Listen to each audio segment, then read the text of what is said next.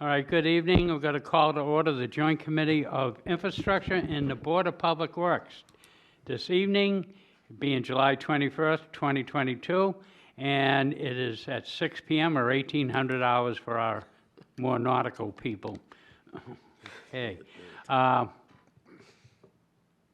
this time, I think I'm going to skip the chairman's opening remarks, and we'll go right into roll call. Will Director Cummings please take the roll? Yes, Mr. Chair. First, we have Alderman O'Brien, Present. Alderman Dowd, Present. Alderman Jettie, Here. Alderman Como, Present. Alderman Gouveia. Here. Mayor Donchis is absent this evening, and he sent his regrets. Commissioner Moriarty. Here. Commissioner Shoneman. Here.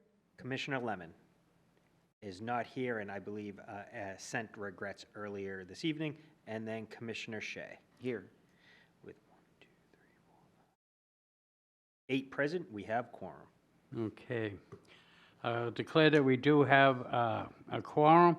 Other elected officials present, of course, is our clerk, Director Tim Cummings, of Economic Development Director, Andy Patrician, Deputy Director of Public Works, and representing Harvey Construction is Mr. Dub Jaffe. Other than that, I'll open up for public comment. Looking at the auditorium here, does not appear to be anybody, so we'll close the portion without objection to public comment. Next on the agenda will be agenda item number 3, approval of the minutes. There is 2 minutes we need some catching up to do. So without objection, I'll ask for approval of the minutes of June 15th, 2022, and the minutes of June 23rd, 2022. Alderman Dowd. I'll make a motion to approve the minutes of June 15th, 2022. Okay, motion is for June 15th, 2022. All those in favor signify by saying aye. Aye. Opposed? Seeing none. Looking for a motion to approve the minutes of June 23rd, 2022. Dr. Moriarty. Move to approve the minutes of June 23rd, 2022. Okay. All those in favor signify by saying aye. Aye. Opposed? Minutes have been approved. Thank you. Okay, moving to agenda item number 4, general progress update. Director Cummings, would you be so kind as to provide the progress update? Yes, Mr. Chair, Tim Cummings, Director of Economic Development. I'm pleased to report that the project remains on track. We have Harvey here this evening, Dove, the project manager, to give us a more detailed presentation. And if I may, I'd like to hand it over to him. Okay. Mr. Jaffe, if you please. Absolutely, thank you. This is the July progress update, and since we last met, the building milestones, like Mr. Cummins had mentioned, are on schedule. We may push a little bit on the roof complete building weather tight in August. That may slip into September, but that is what we are tracking and looking to correct. Also attached is the overall schedule. I've printed a few 11 by 17 copies if anybody would like to take a more detailed look. But again, this is the tool we use to track our long lead items, deliveries, and the critical path of the project. You'll note the final completion date remains January 6th. Since the last update, we've completed the structural steel, so that includes all connections and details, as well as the corrugated decking that supports the roof and the second floor.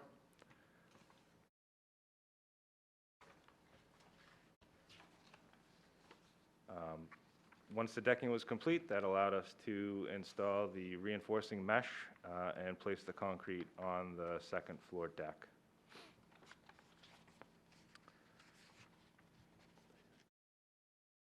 And since we've begun the lake gauge metal framing, that basically the studs that frame out the walls on both the interior and the exterior.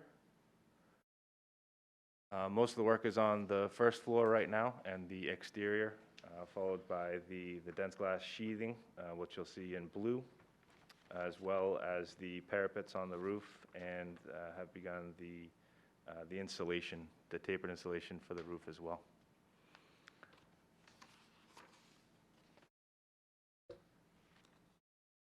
An overall view of the building from the rear side.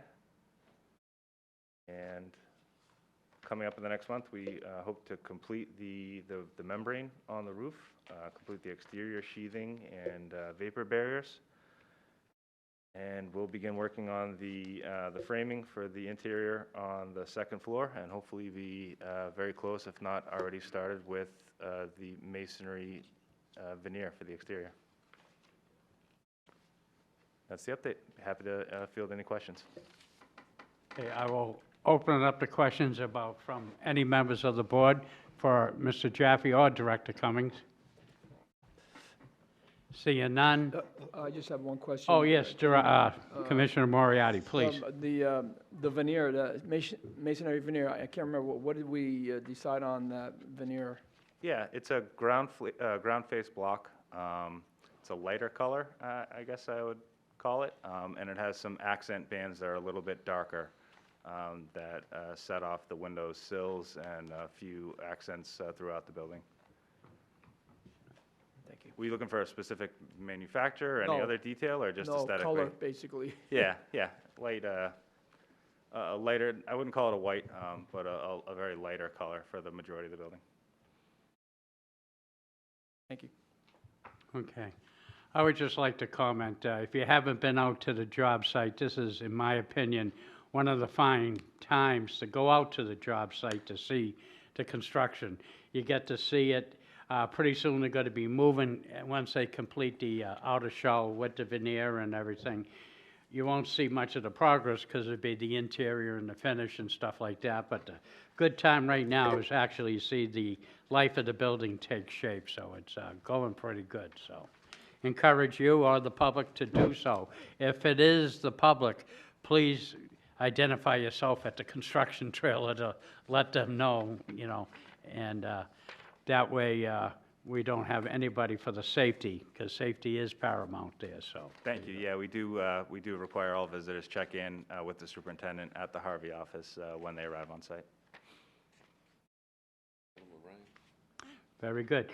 Alderman Dow. I also believe it's a hard hat area. It is, So you guys absolutely. have to give them a hard hat. Mhm.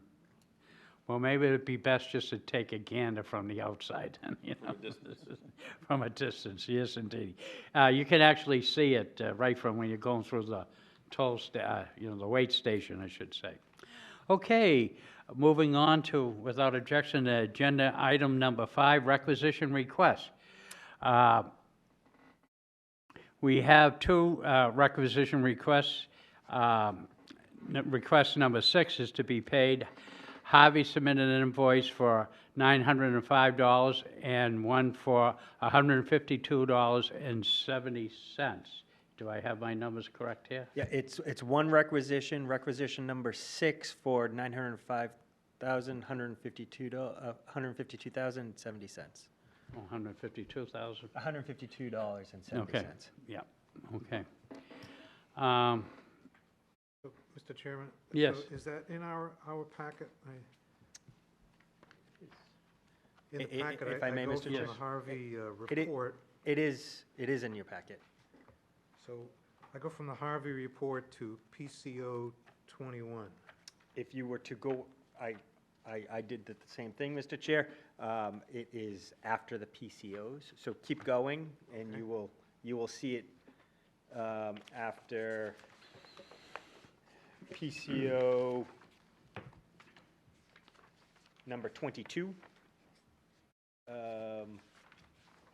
The requisition number 6 starts. It took me a minute to be able to find it as well. Okay. The chair is now looking for a motion to acknowledge the invoice as submitted by the construction manager. Alderman Dowd. Make a motion to pay the invoices to, as listed. Discussion on the motion? All those in favor signify by saying aye. Mr. Chair? Yes. I still haven't found it. found, I'm sorry. So, Yep, I mean, so from, yep, right there, I think you might have just stumbled on it. PCO 23, Keep going.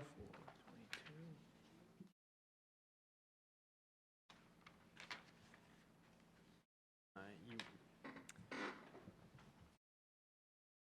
If I may, Alderman Jettie? Yep. Yep, okay. It's called application for payment. Right there. This is it. Okay. This is the start of it, and that's the number, current payment due, 905-152.70 cents.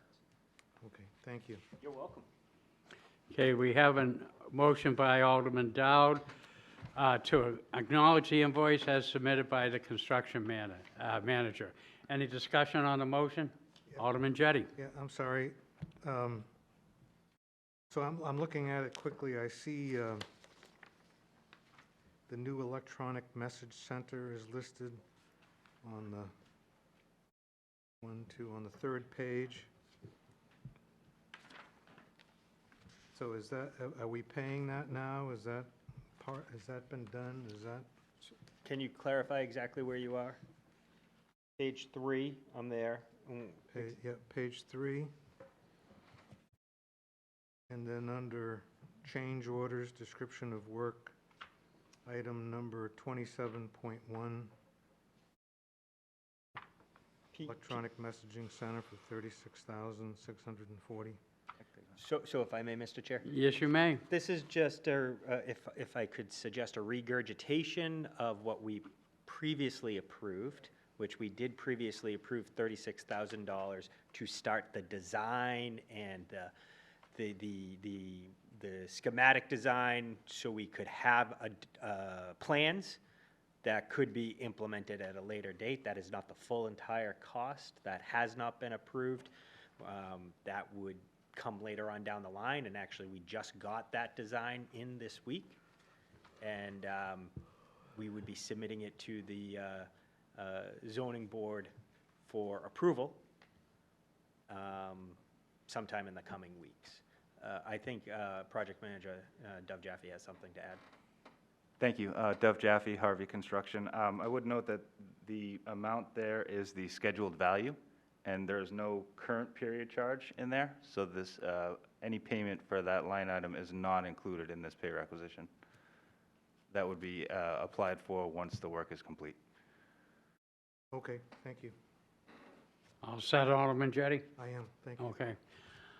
Any other questions on the motion?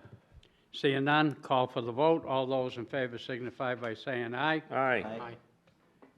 Nays, seeing none, motion passes. We'll move to agenda item number 6, change order review and request for approval of potential change orders and prime contract change orders number 4. I would like to have a motion to approve PCCO number 4, amendment to the GMP for a total of $45,889.28 as submitted by the construction manager. Alderman Dowd. Yeah, just to clarify, PCO 21, 23, 25, and 26 have all been previously approved, right, Doug? Correct. And PCCO number 4 is the culmination of all those approvals, and it's just like crossing the Ts, dotting the Is. It's an administrative thing, PCCO. All right, and I'm still looking for that motion. Alderman Dowd. Make a motion to approve PCCO number 4, incorporating PCOs 21, 23, 25, and 26 for an amount of $45,889.28. Would that be appropriate motion, Director Cummings? Yes, that would be with the slight caveat that the PCOs listed here for approval are PCOs that have still need to be approved because they are not time sensitive. But if you flip over the page or you turn over to the next item, there was one agenda item, PCO number 22, which is not in PCCO number 4 due to it being applied to an allowance, but this is a number that actually was approved by the chair, and we wanted to make a report on it. And this singular PCO was very time-sensitive. We're, Alderman Dow. we're only approving right now the PCCO, which covers the 4 PCOs that I mentioned that have already been previously approved. We haven't got to the other one yet. We didn't approve those. If I may? No, I don't think so. Mr. Jaffe. Yeah, to clarify my response that they had been previously approved, I had meant that they had been presented and reviewed during weekly progress meetings with the group that handles the day-to-day of the project, and being approved in that sense are now being presented in this forum for formal approval. Okay, then. Would you like to then amend? we have to go through each one then and approve each Okay. PCO. Where is that written, if you can help me so we can go Yep, through? I can actually do that if I may, Mr. Chair. Actually, I'm going to turn, Director Cummings, that would be best for expedite this. Okay, so you have before you PCO number 21. So this potential change order, again, not time sensitive, was for Flagpole Lighting. This was not on the original design plans, and when the GMP was executed, it was explicitly excluded from that number. We always knew that to add the Flagpole Lighting at a later date, once the design had the additional detail, that this change would be coming before us. That is included in PCCO number 4. Now, if you notice, PCO number 22 is skipped over, and I should just note for a moment, I took the feedback that I got at the last meeting, and I actually changed the way we're doing it to more accurately reflect. I think to Alderman Como's point, that to know exactly what you're approving, I tried to implement that direction. So you're skipping over PCO number 22, but you are, because that has a different implication. But PCO number 23, this is entrance sign, power, lights, masonry for $23,186.37. This is to run conduit and from the gate to the electric messaging board sign, or whatever sign ultimately ends up out there. If it's not an electric messaging board sign, there's going to need to be some sort of lighting to light the signage. And that is at $23,186.37. PCO number 25, the additional wall blocking for $4,568.84 is just additional 2x4s and lumber that you need to put up to give additional support for being able to hang whiteboards and whatnot. And this was both of these were not necessarily part of the design, and once the design caught up, this change order was required. The PCO number 26 is actually a change that was suggested by the DPW senior leadership relative to adding a second gate. This would just make it more convenient for people to be able to enter and exit the facility. And that is, again, PCO number 26, change entrance of the gate to be a double entrance at $11,513.69. All these culminate into PCCO number 4 for the total of $45,889.28. Okay, we're gonna, Alderman Dow, in 1 second. We're gonna need to take a vote individually on this. So Alderman Dow, do you have a general question or on a particular item? Clarify one of them. They already had the funding in there to do one large gate, and they decided to break it into 2 small gates. So That's right. Right. Okay, just clarifying that. thank you, thank you. Okay, seeing that, we're gonna take them one at a time, folks. So we'll call for PCO number 21, Flagpole Lighting, $6,620.38. Chair's looking for a motion. Just one additional point of interest. Yes. None of these require any additional bonding. They're all coming out of the current funding. Very good, thank you. Chair's looking for a motion. Alderman Guveva made the motion. Any discussion on the motion? Chairman? Yes, Alderman Jettie. So on this 21, the flagpole lighting, A couple of weeks ago, the mayor invited me and Director Photo to a meeting which included former community planning director, I'm not sure what her title was, Kathy Hirsch, Oh, Director of Community Development. Director of Community Development, former Alderman at Large, and you all know who she is. And Gloria McCarthy, who is on the Conservation Commission, to meet with a representative from an organization called Dark Skies. And this gentleman gave a presentation talking about the ability to look up into the sky and see the stars and the planets and all of that sort of thing. And he talked about how Udickie, the Udickie Farm Recreation Area had the potential of being as qualifying for a dark skies area, where people could go there and see, have a really good vantage of the sky at night. And this dark, currently there is no place in New Hampshire, according to him, that has qualified for this dark skies designation. And he made a presentation saying that this area could qualify. What is hampering it right now is lighting from the Maplewood commercial area. And so there was discussion among the group of people there about exploring the possibility of trying to qualify for this dark skies designation. So that brings me to the Flagpole Lighting. This area is not very far from Udickie Farm as the crow flies. And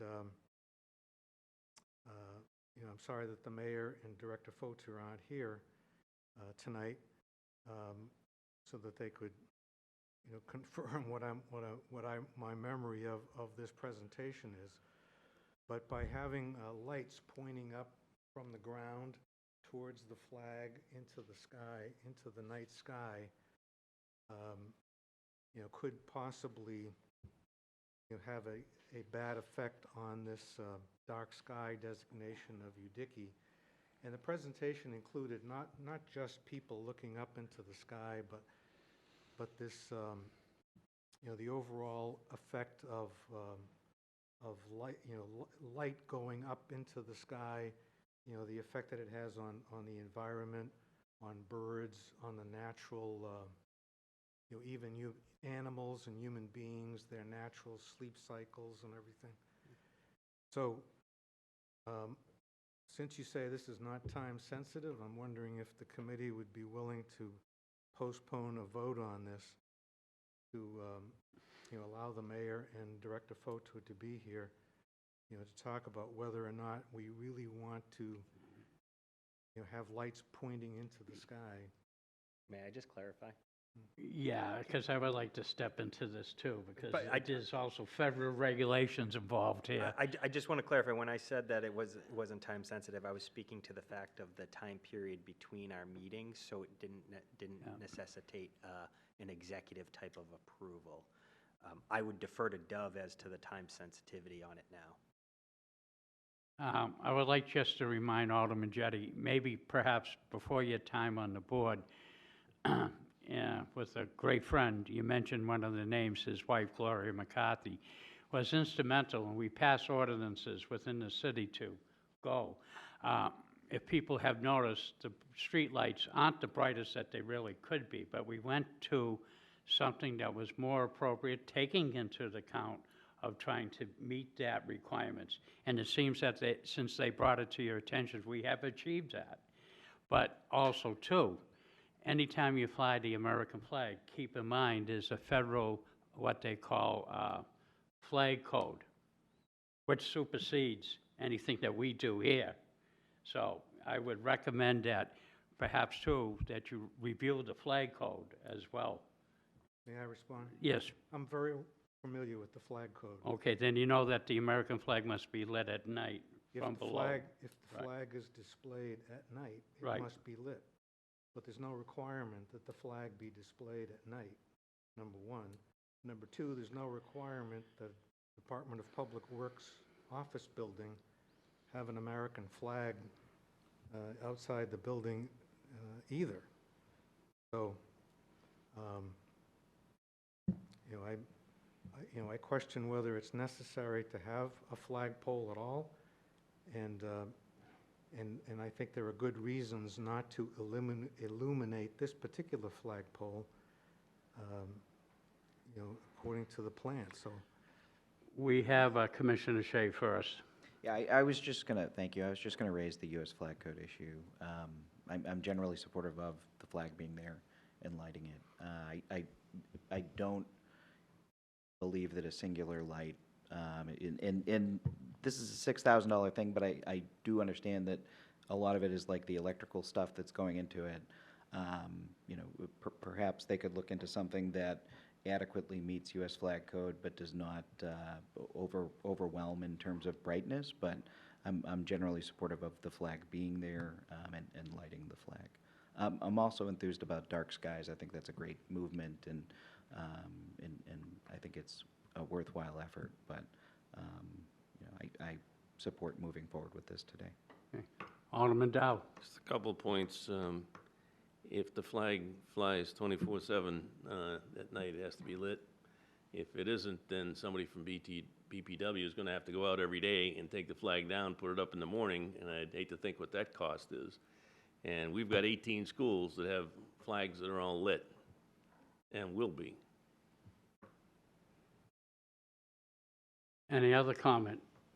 Yes. Commissioner Moriarty. I mean, generally, I agree with Commissioner Shea. I am in favor of the flag as it is, but the timing was something that was brought up, and if it's not necessary, maybe Dove can address that. If it is a timing thing that we need to get this approved today, then we need to move on it, but I'm looking for some kind of technical answer as far as the timing here. I think my question to Mr. Jaffe, if at some point in time, depending upon the vote, but what would be the cost if we didn't do this? In other words, this, I imagine, $6,620 and some odd cents is really for installation. It's not the electricity bill for the light itself. This is actually installing it and putting it in. So if it's not done now, done 5 years from now, what would be the price in 5 years from now? I would not recommend trying to do this in the future.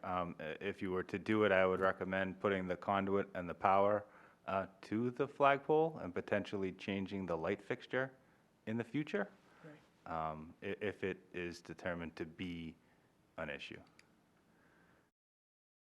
Okay, further discussion?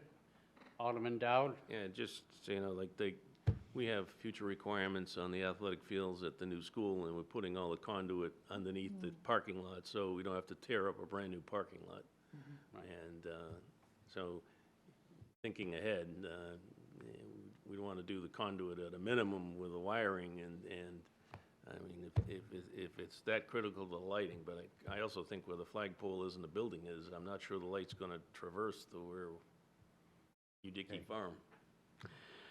Commissioner Schoeneman? I would like to have it justified why sticking a light on a flagpole costs $6,600. That's a lot of money for a light. If I may? Yeah, the fixture itself, as specified, is about $1,500.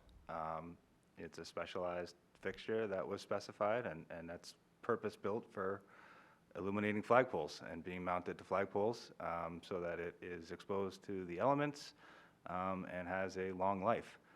The rest of the money is the labor to dig a trench, put a conduit in the trench, connect it to a panel, pull copper wire to it, and make those terminations. you know, we have reviewed this with our subcontractor and determined it to be a fair and appropriate amount for the work being requested. Okay, thank you. Alderman Jettie. Yeah, thank you, Mr. Chairman. So I also want to point out that when this project was first put forward, there was objection from the neighborhood. And this was presented as it's going to be a building that's away from West Hollow Street, that there's property that's going to buffer it, and the neighbors won't even know it's there. You go out there now, it's very visible from West Hollow Street. A lot of trees have been removed. So it's not something that is as inconspicuous as may have, as some people may have thought. When the properties, and Alderman Dowd was an alderman at the time, when those properties in, between West Hollow Street and the landfill were purchased by the city, there was a long debate about whether or not the city should acquire those properties. And part of the debate included a discussion about preserving the neighborhood as a residential area. And the motion or the resolution to acquire those properties it was amended to include a provision that the area would be subjected to all of the zoning requirements of the residential area, and that and at the time it represented that this the DPW buildings, the DPW office building and the garage would not be moved to the landfill. That was part of the representation that was made.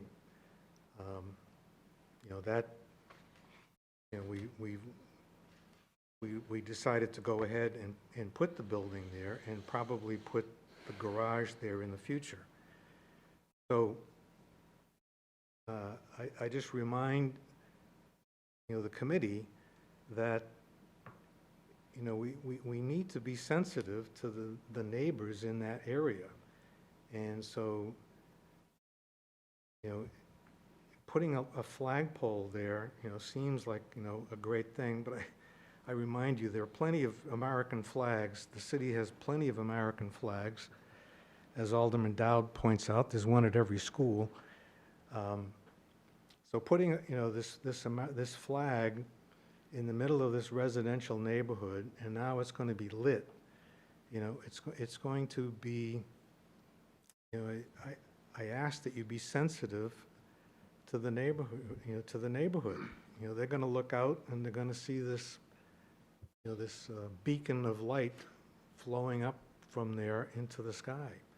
I think it's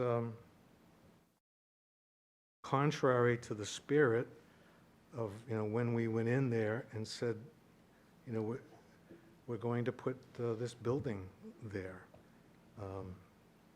So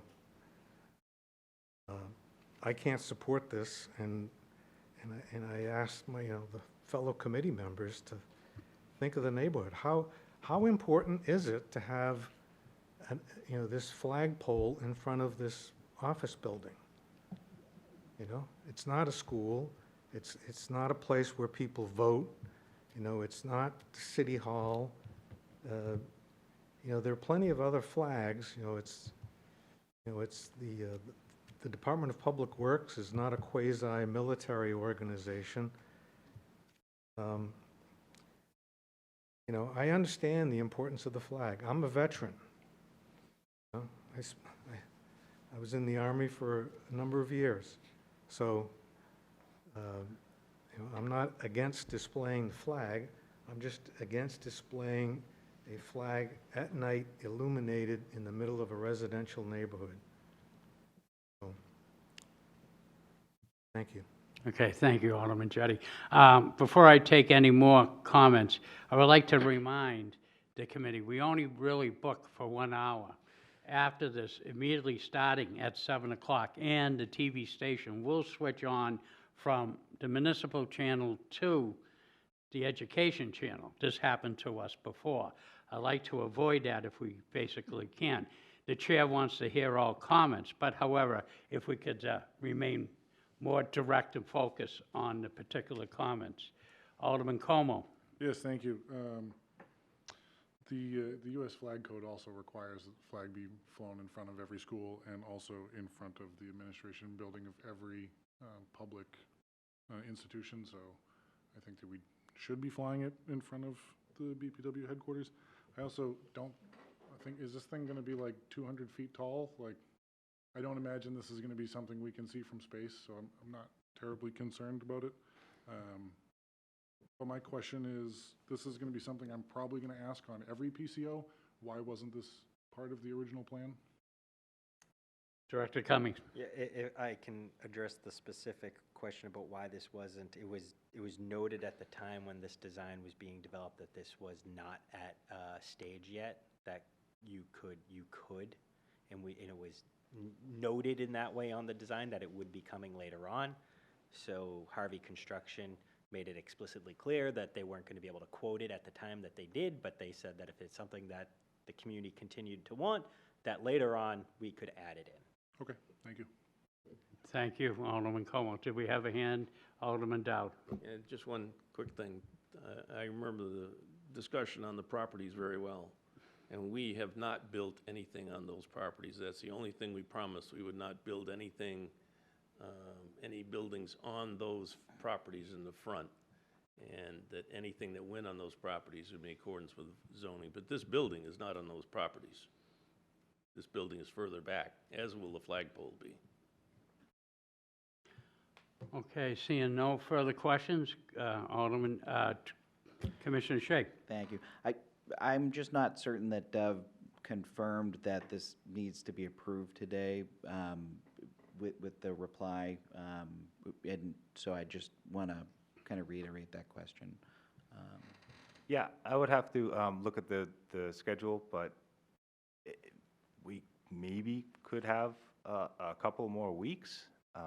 But I guess at a minimum, I would ask if you did want a light on this flagpole or the flagpole in general, we would need to know very soon in order to install the buried conduit and power and avoid impacting other work that's going on around it. I mean, once it's approved, we then order materials, and there is a lead time for some of this stuff.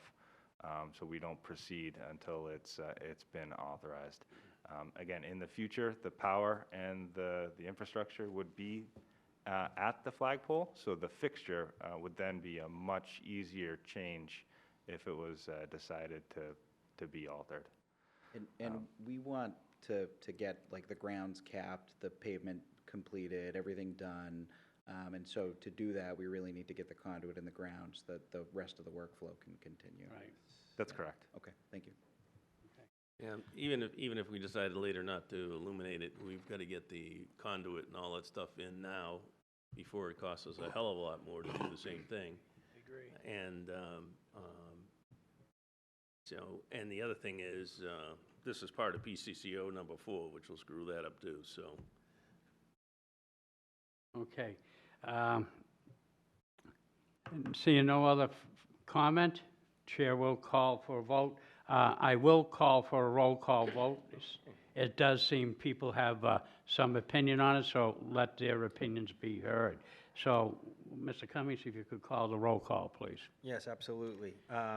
Commissioner Shea. Yes. Commissioner Schoeneman. No. Commissioner Moriarty. Yes. Alderman Gouveia. Yes. Alderman Como. Yes. Alderman Jettie, No. Alderman Dowd, Yes. and Alderman O'Brien. Yes. With 6 in favor and 2 in opposition, the motion passes. Okay, Chair declares PCO number 21 passed in the affirmative.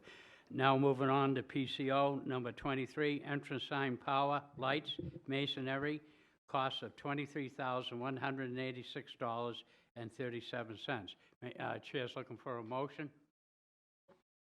Alderman Govea, a motion to accept PCO number 23? Correct, okay. Alderman Como. Yes, thank you. I just have, for Director Cummings or for Dov, the same question. This seems like something that we probably knew we were going to be doing, so why the change order and why not part of the original plans? I'd love Dov to chime in, but I believe it was also a similar type of conversation. It was, the design hadn't been fully developed yet, but we knew what we were going to be doing. So, you know, again, it was expressed that wouldn't be quoted at the time, or actually, might have been carried as an allowance, now that I think of it. But anyway, maybe, I defer to Dov on this. Yeah, Dov Jaffe, Harvey. There was an alternate that was included in the GMP for a granite monument style sign, but the design had not been fully developed. And at the time of the GMP acceptance, that alternate was not accepted as part of the contract. Okay, Alderman Govea. Thank you, Mr. Chairman. Just a quick question. So this is for the sign, power, lights, and masonry. I take it this is not the physical sign, but the prep work for the sign? Correct. I expressly wanted to make that clear, actually, in my conversations with Dov, for that very reason. The sign itself, we still need to figure out the type of sign. So, but we're gonna need this infrastructure, the base, the electricity, to be able to proceed. Thank you. Okay, further questions? Mr. Chairman?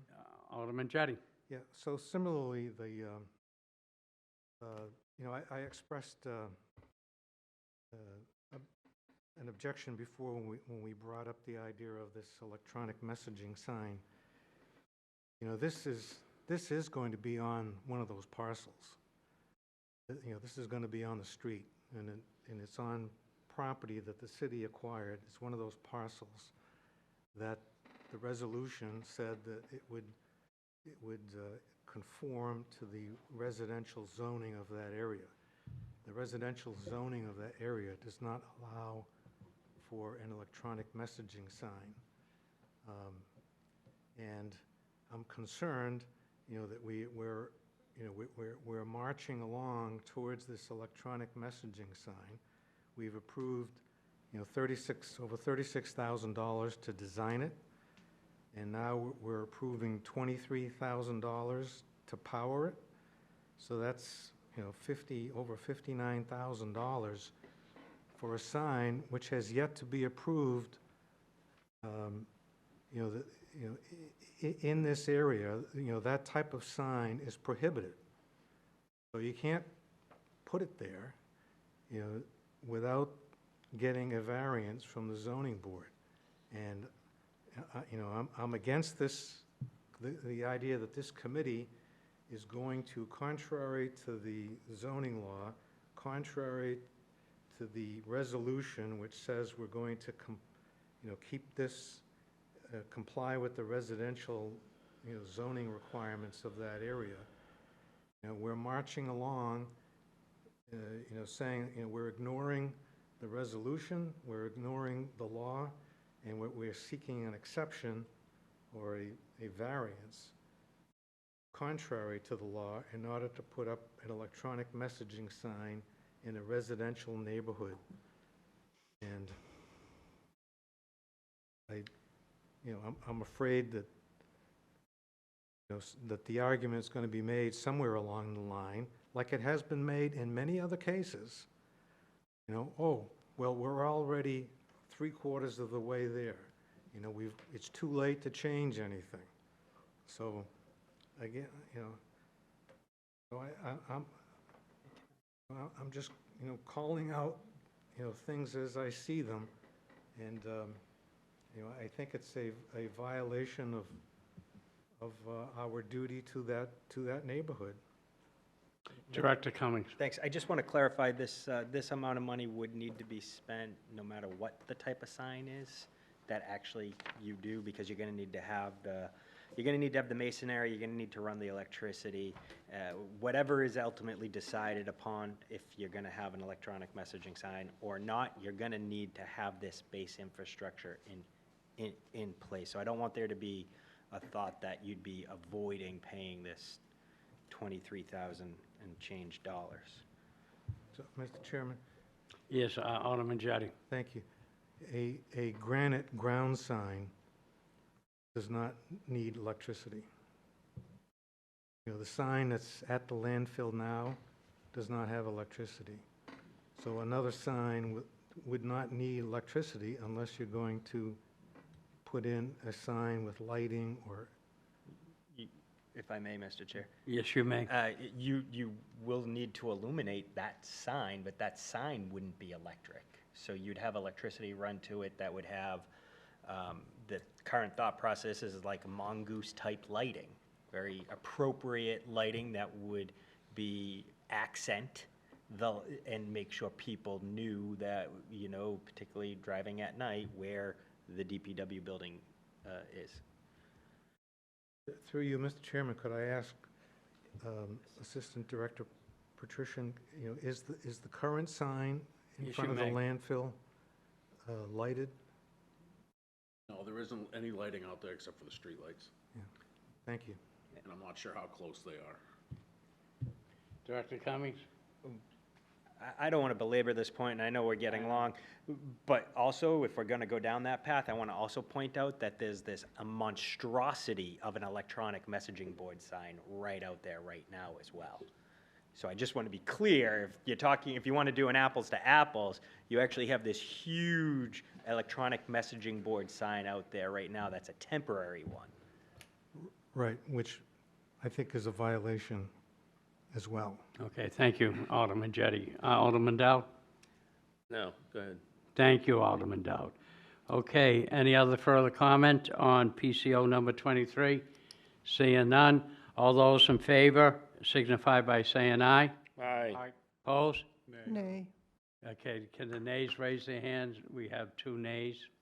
3 nays. Okay, motion passes. Moving on to PCO number 25, additional wall blocking. We're going to add additional wall blocking at $4,568.84. I'm looking for a motion to approve PCO number 25. Alderman Dowd. Motion to approve PCO number 25. Okay, discussion on the motion. Seeing none, I will call for a vote. All those in favor signify by saying aye. Aye. Opposed? Motion carries. PCO number 26, change entrance gate to a double.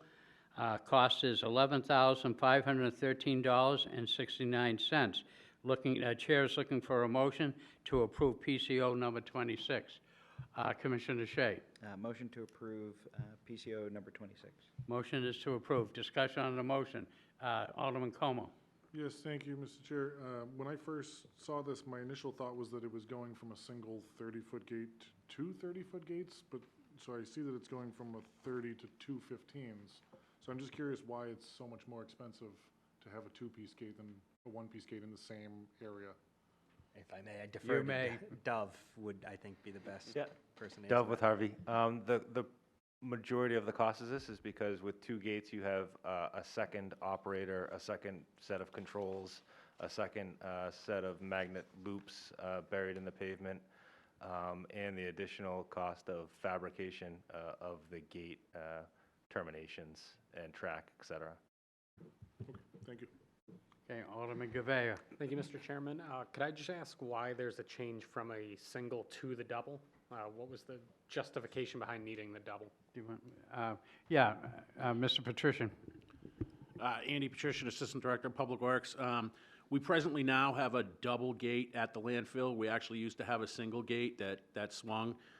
It's more functional to have a double gate because in the morning, the outbound gate can stay open so employees can come in, but the public can't come in. The lead time for a one gate to close would allow people to actually sneak in at that point. So, you know, anytime the facility's closed, you can still hit the pressure plates and just have the one gate open to get out, and then the gate will start to close right behind it. If you actually had to close a whole 30-foot gate, then people could sneak in. So we've been doing this now up there for years, and it's worked. That's the way it should be. Okay. Yep. Okay, further questions, PCO number 26? Seeing none, Chair will call for a vote. All those in favor signify by saying aye. Aye. Opposed? Motion carries.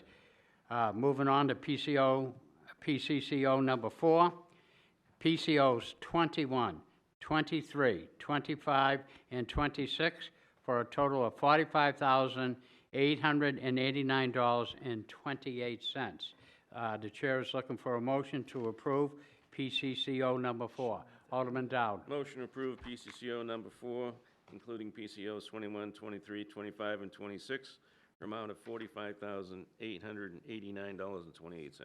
Thank you, Alderman Dowd. Discussion on the motion? Seeing none, chair will call for a vote. All those in favor signify by saying aye. Aye. Aye. Opposed? Nay. Okay, 1 nay. Thank you. Moving on to PCO number 24. Prime and secondary feeder, just reload transformer. PCO applied to there's additional, Mr. Cummings can explain that to PCO that was applied to the allowance. That's part of it, correct? Yes, Mr. Chair, if I Yeah, may. okay. So I'm looking for the motion first, then we'll open it up to discussion on PCO number 24. So moved. Alderman Como, thank you. Discussion on the motion, Director Cummings? Yes, just very quickly, this is by, mandate by Eversource. When they came out and looked at the site, they said that the way the site was laid out, that this pad needed to be laid out differently. So there needed to be a change order for that. We had enough money in the allowance to cover it, but it's technically a change, so just to keep the i's dotted, t's crossed, this is being filed, but it has no cost impact to the project. Okay, thank you, Director Cummings, fair explanation. Alderman Dowd. Make a motion to approve PCCO number 24. Okay, we have that, we already have that motion, but... Oh, I'm sorry. No, thank you, but very timely. Seeing no other further question on the motion, It's been seconded. yeah, we do have a second, okay. Without any objection, the chair will call for a vote. All those in favor signify by saying aye. Aye. Opposed? Motion carries. Okay, moving to, Yes, moving to, again, we're still within PCOs, but again, taking the direction that I gotten at the last meeting, I've now broken the category up to, I think, make it a little bit more clear. There is a PCO number 22 that was approved by the chair. This was time sensitive. It was relative to getting additional electrical capacity because the current electrical load wouldn't support additional electrical needs at the site, and that was triggered by the car charging stations, which we had an allowance for, but the allowance didn't cover the entirety of it.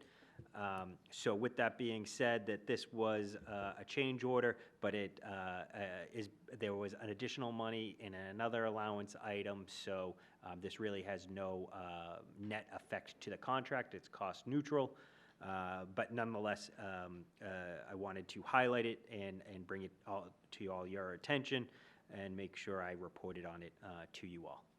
okay. Therefore, the chair will be looking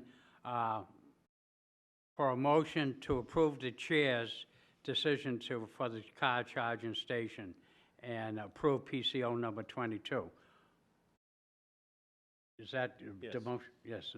Make a Thank you, motion Alderman Dowd. to approve PCO number 22 as authorized by the chair under time-sensitive requirements. Thank you. Also, they were going to have a building that had a power panel that didn't have any room for adding anything, and that is not a good idea, because having to add stuff later would be far more expensive. So adding the panel gives you a few extra spaces to add additional things as you develop the smart thing to do.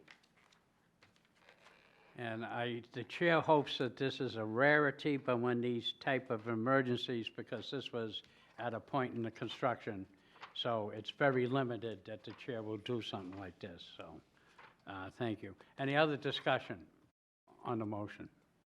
Seeing none, chair will call for a vote to approve PCO number 22, backing of the chair's decision. All those in favor signify by saying aye. Aye. Opposed? Okay, seeing none. Thank you all. We're moving on to any old or miscellaneous business items. Director Cummings, do you have anything?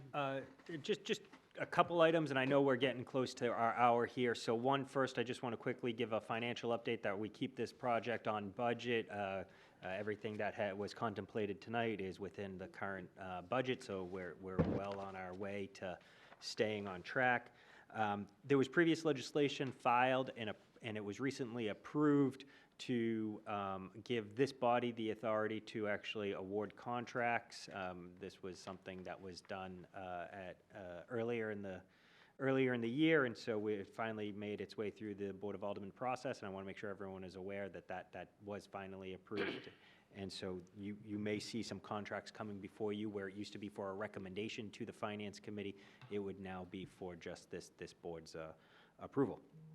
And then lastly, we have our commissioning agent contract was approved by the Finance Committee last night. We're having them start to work on the project, and they've already started scheduling some meetings. So with that being said, Mr. Chair, that's just a quick update on miscellaneous matters. Any comments or questions on Director Cummings? Okay, the chair also would like to take the liberty. Alderman Jettie brought up a very good point. I too believe in the process, worked with Alderman McCarthy at the particular time. Alderman Dowd, I know you did as well in doing it, and we did make great strides in the city. It's much to the benefit. But keeping that in mind, Director Cummings, I want for the record that perhaps maybe you and I can have a discussion on this and seeing if it's use low watt bulbs or something, whatever, LED components in the more modern sense, something along those lines to satisfy that. Excuse me, Alderman Como. Yes, thank you. I just wanted to make a quick comment. It seems like the last couple of meetings that we've had, we've gotten to a point where we've been discussing something, and at one point or another, we've been told that we have to be brief because there's another meeting coming in behind us. And I'd like to just suggest that possibly we look at the way these meetings are scheduled.